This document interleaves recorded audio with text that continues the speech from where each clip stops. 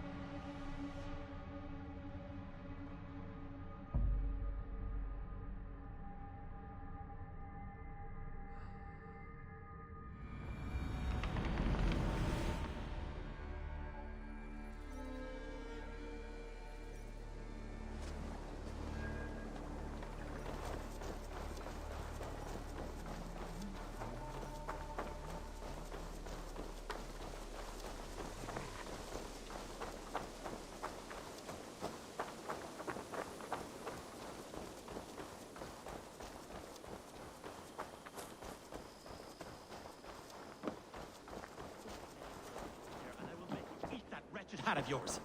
Do you not know? Rowan, Holger, Wild. Eivor, thank Tyr. I heard shouting. Is something wrong?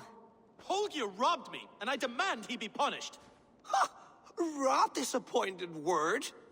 Does the deer rub the stream when she takes a drink? Does a cow rub a field when he crops on sweet grass? Eivor, this matter requires sensitive judgment. Will you?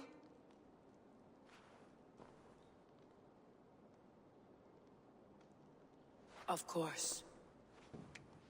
From the beginning, please. Well now, there is no excuse too small, I see. Nothing to keep you from coveting that seat, is there? In Sigurd's absence, who has better claim to oversee these disputes? You might leave them to work it out for themselves, but that would mean letting go, would it not?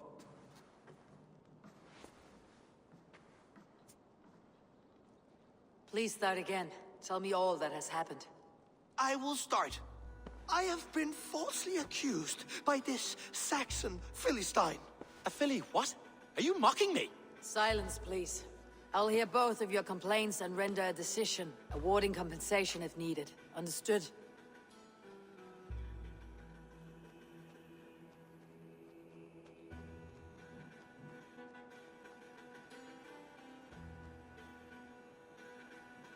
Rowan, tell me your version of these events.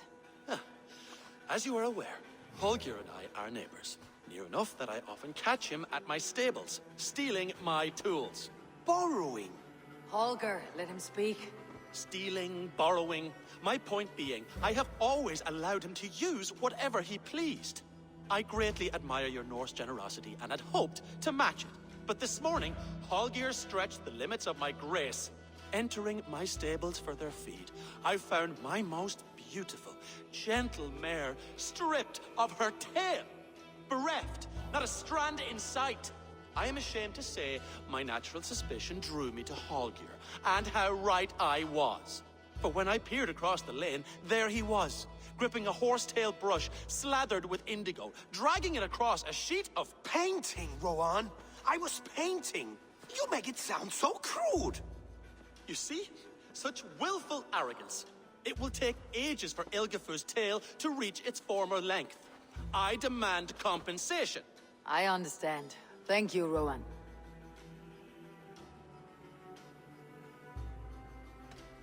Holger, let me hear your side. Eivor, you have known me as a skald for years. You have seen how my poems bring life and joy and wisdom to our people.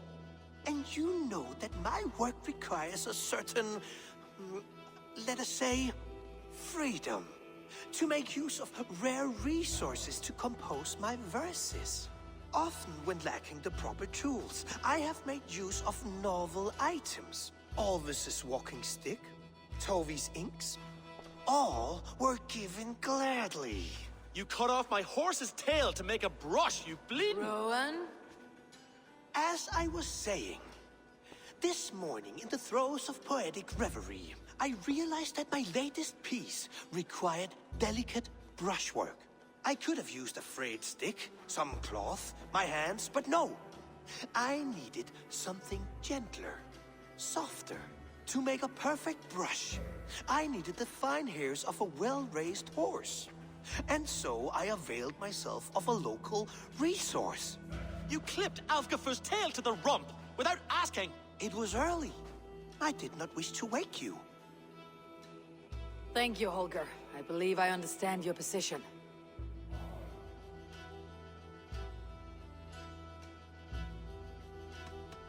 I believe I have heard enough. If you will... My horse looks like a fool, Eivor. No handsomer than a donkey now. You must do something. Do not conflate hair with beauty, Rowan. She remains radiant. Elgifer's hair will grow back in no time. Quiet, both of you. Now listen.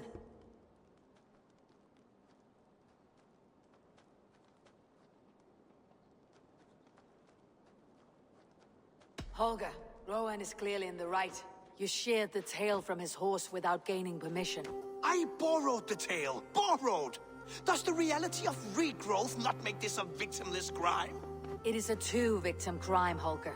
Though they are unharmed, you took without asking, and that will not do. As the horse's value has diminished significantly, you will pay Rowan its market price. But the horse was not for sale. Rowan, admit it. My decision is final, Holger. Pay what you owe and meet tomorrow as friends. And if I do, may I keep the horse? Pay the man and be done with it. Rowan, does this satisfy you? It does. Thank you, Eivor. Good. Then by Tyr's blessing, let this matter rest. We are done here.